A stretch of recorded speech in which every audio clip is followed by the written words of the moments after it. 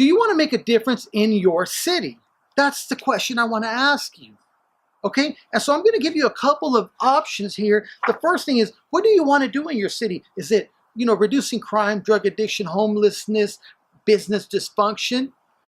Or is it preparing the next generation of the workforce for the new industry that you want to bring to your city? I mean, what is it? Do you want to empower all the local businesses to thrive and to get, and to just grow exponentially? What is the goal?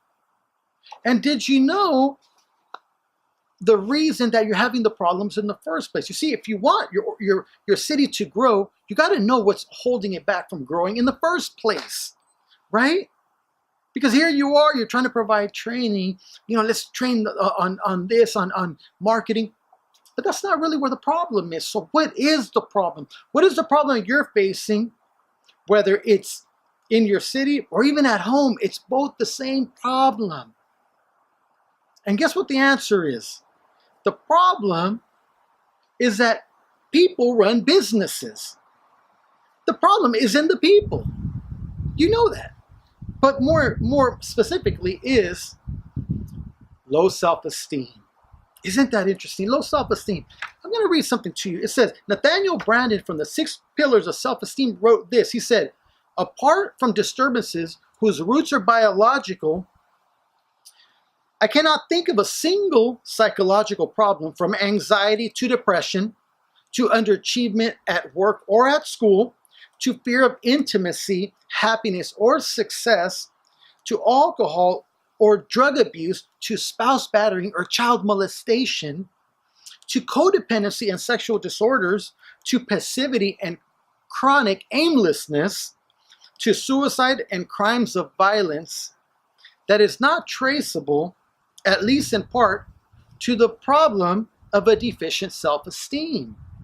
He says, of all the judgment we pass in life, none is as important as the one we pass on ourselves. Who would have ever thought, right? Who would have ever thought that the way to change your city is actually to help people with low self-esteem have a healthy self-esteem? Who would have thought of that? I've been spending the last 7 years just looking into this matter, studying it, and figuring out the key concepts and teachings that I need to know in order to make your life better and to make the lives of the people around me better. And through all this research and study, I discovered that it was a self-esteem. Who would have thought of it? And let me tell you 2 things that have to do with self-esteem. One is self-efficacy. And if you know what self-efficacy is, your competence, right? It's like if you can't feel good about yourself if you're incompetent. The second thing you have to know is that self-esteem deals with self-respect, self-love. You can't love another person if you don't love yourself. You got to first love you if I want to love you.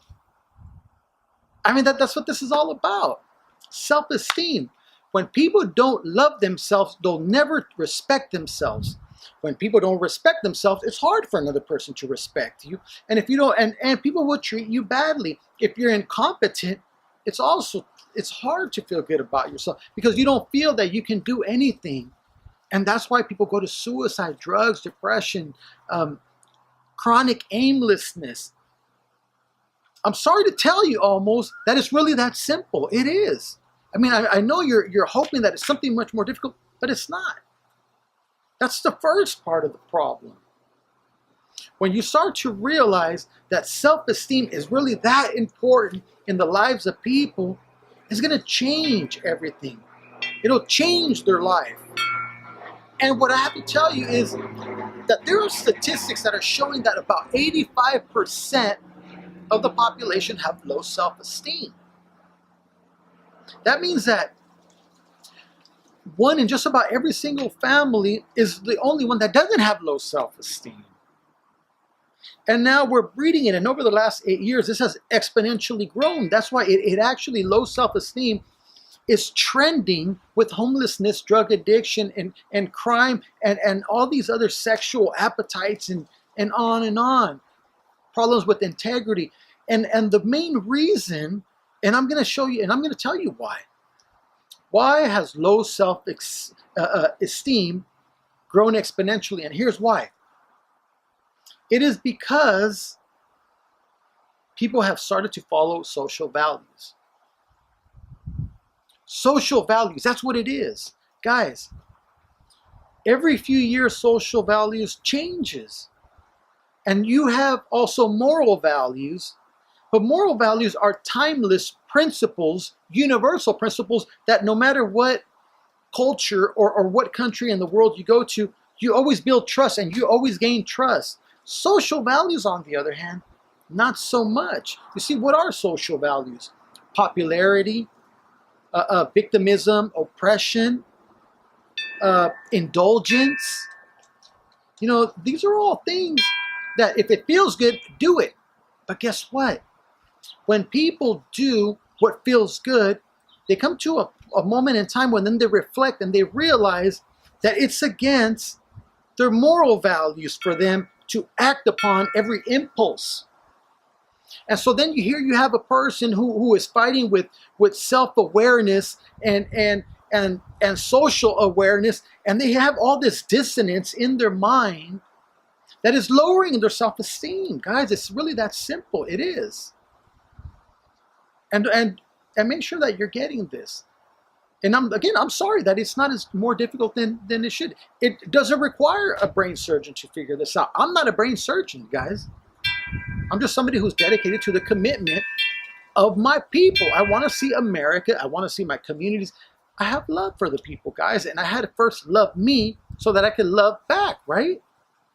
And so the whole thing is we have families who are following social values, and it's tearing America up. And I'm going to show you this moral compass, and I hope this adds a little bit of more context. You see, here, and I'm not sure if you can see that, but here you have moral values that always point north. It's basically a moral compass is a compass that if you're going to navigate the ocean, you've got to make sure that it's pointing north. Otherwise, you're going to get lost at sea. And if you get lost at sea, what's going to happen? You're going to die. You're going to die. In the same way, we have to realize that when our self-esteem also dies, we die with it. Okay? And most people are using a social compass. You see, it's okay to believe that certain things are worthy of its energy or standing up. You know, for example, fighting for the ecosystem. I believe it's true. I'm very green. I agree with that. However, in order for us to be able to pursue, we have to make sure that we follow all moral values to achieve a social value. And so long as we don't cross any of these moral values, we're going to find that our self-esteem is going to maintain and it's even going to rise. But when we act in a way that is against our own moral compass, we're always going to lower our self-esteem. So when you lie, you lower your self-esteem. When you tell the truth, you raise your self-esteem. When you break the law, you lower your self-esteem. Consciously or unconsciously, you lower your self-esteem. When you follow the law, you raise your self-esteem. Everything, each and every day, everything that you do lowers your self-esteem or it improves your self-esteem. But most people are not aware of that.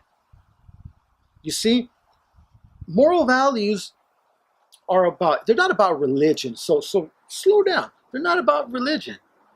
Moral values are about empathy, integrity, freedom, fairness, discipline, kindness, respect, honesty, responsibility, contribution, service, abundance mentality, humility. And guess what all this leads to? It all leads to self-confidence, leadership, world impact, and free will. When you follow social values, which are sympathy, popularity, oppressive, victimism, indulgence, complaining, competing, contending, comparing, criticizing, scarcity, and pride, or which is arrogance, you're always going to be led to drug use, lies, low self-esteem, and determinism. That's at the root cause of all the problems that you're seeing in your community, guys. I'm just making you aware. If you want to solve all of your city issues, you're going to have to deal with this fact. When people follow these, you're always going to build them up, and they're always going to feel great about what they're doing. When people follow social values, they're always going to have a dissonance within their own mind, and it's going to create trouble. Now, I hope I'm giving you a pretty good understanding. If you have any questions, email me, and I can help you become aware a little bit more about what you need to know and how you might be able to make that difference. Because through all of my training, I always make sure that everything targets self-esteem. And each and every lesson, self-esteem, self-esteem, self-esteem. Do you know what the definition of mental illness is? It's the inability to cope with life's challenges and with the inability to set and achieve goals. It's as simple as that. Do you know what self-esteem is? Self-esteem is the ability to deal with life's challenges and to be able to set a goal and achieve it.